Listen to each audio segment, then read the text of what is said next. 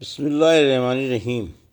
الحمد للہ رب العالمین، والصلاة والسلام علی سید المرسلین و خاتم النبیین، اما بعد۔ صحیح بخاری، باب کتاب الصلاۃ، حدیث نمبر 377، اردو ترجمہ۔ چھت اور ممبر اور لکڑی پر نماز پڑھنے کے بارے میں حضرت ابو عبداللہ امام بخاری نے فرمایا کہ حضرت امام حسن بصری برف پر اور پلوں پر نماز پڑھنے میں کوئی مذائقہ نہیں سمجھتے تھے، خواہ اس کے نیچے اوپر سامنے پیشاب ہی کیوں نہ بہہ رہا ہو، بشرط یہ کہ نمازی اور اس کے بیچ میں کوئی آڑ ہو۔ اور ابو ہریرہ رضی اللہ عنہ نے مسجد کی چھت پر کھڑے ہو کر امام کی اقتداء میں نماز پڑھی اور وہ نیچے تھا، اور حضرت عبداللہ بن عمر رضی اللہ عنہ نے برف پر نماز پڑھی۔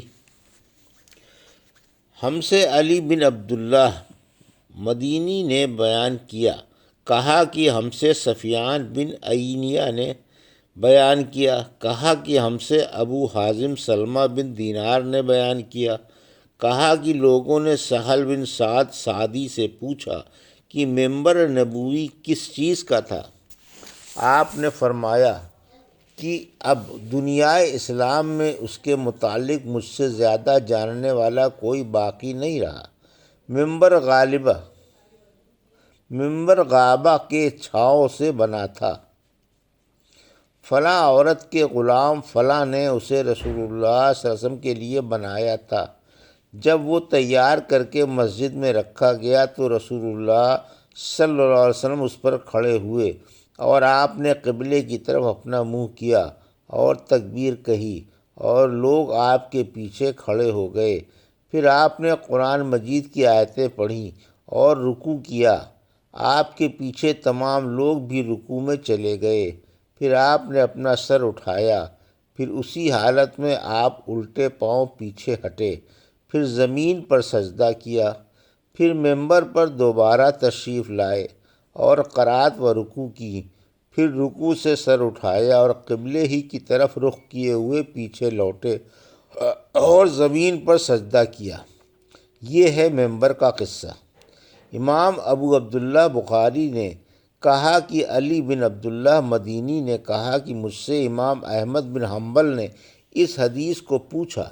علی نے کہا کہ میرا مقصد یہ ہے کہ نبی کریم صلی اللہ علیہ وسلم نماز میں لوگوں سے اونچے مقام پر کھڑے ہوئے تھے، اس لیے اس میں کوئی حرج نہ ہونا چاہیے کہ امام مقتدیوں سے اونچی جگہ پر کھڑا ہو۔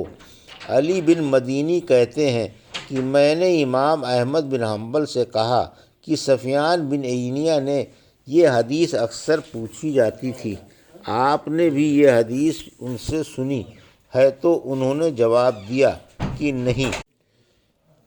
حدیث نمبر 378، اردو ترجمہ۔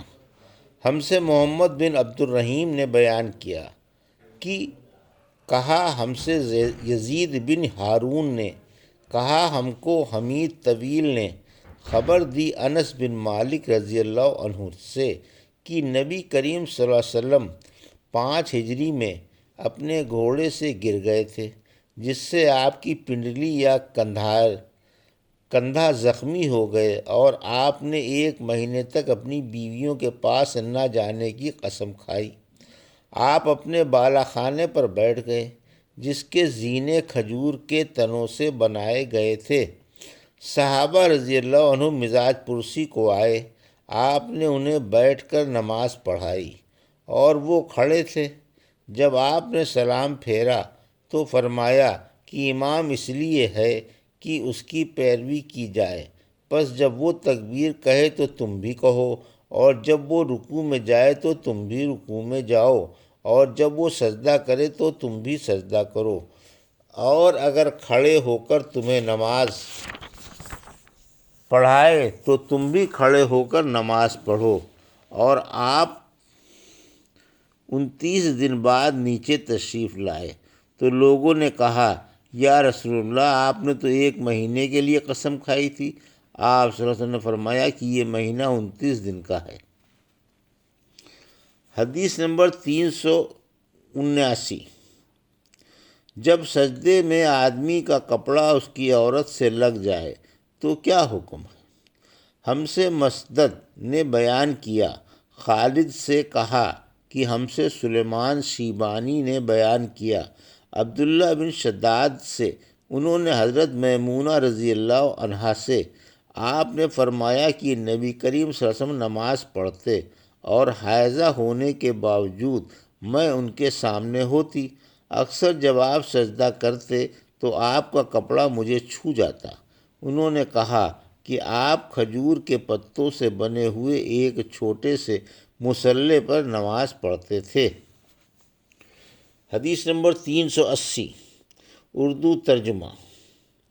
بوریے پر نماز پڑھنے کا بیان۔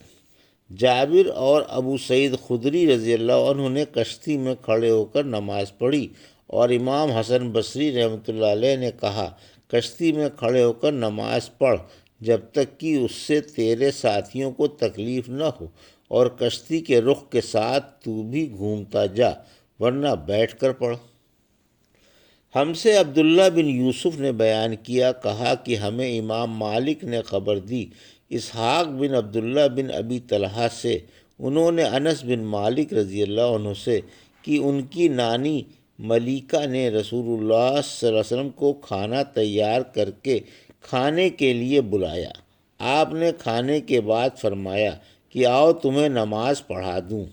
انس رضی اللہ عنہ نے کہا کہ میں نے اپنے گھر سے ایک بوریا اٹھایا جو کثرت استعمال سے کالا ہو گیا تھا، میں نے اس پر پانی چھڑکا، پھر رسول اللہ صلی اللہ علیہ وسلم کے لیے اسی بوریے پر کھڑے ہوئے۔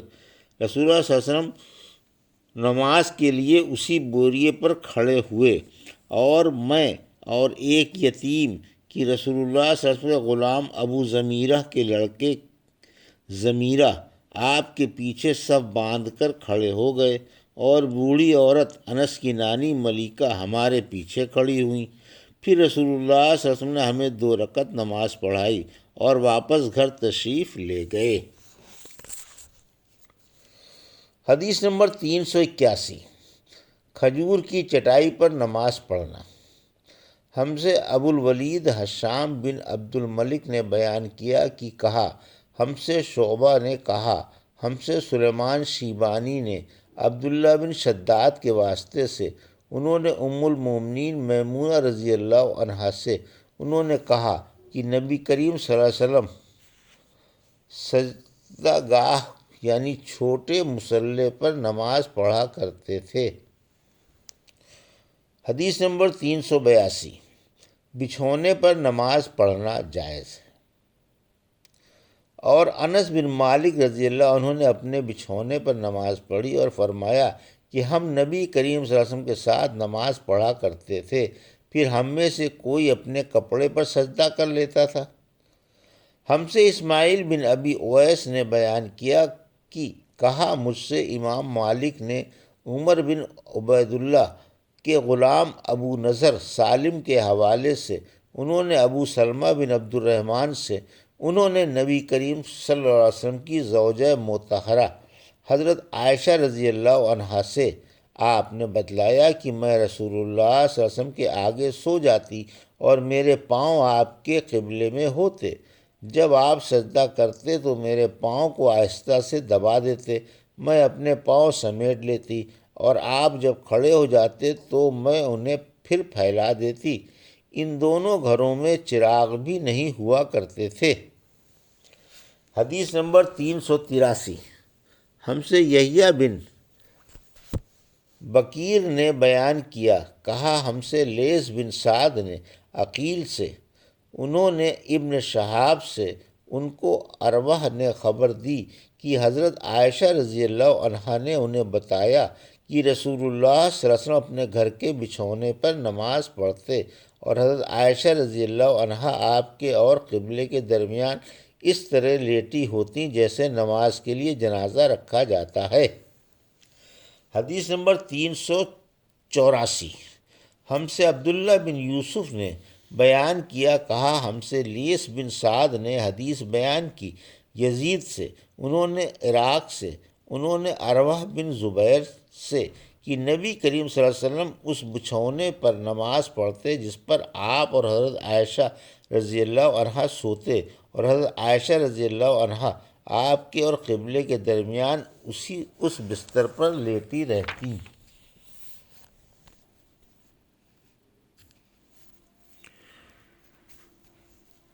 یہ تھی صحیح بخاری باب کتاب الصلاۃ کی حدیث نمبر 377 سے 384، جس کا اردو ترجمہ آپ نے ابھی سماعت فرمایا۔ اللہ سے دعا ہے کہ اللہ ہمیں ان حدیثوں کی صحیح سمجھ عطا فرما اور ان پر عمل کرنے کی توفیق عطا فرما، آمین یا رب العالمین۔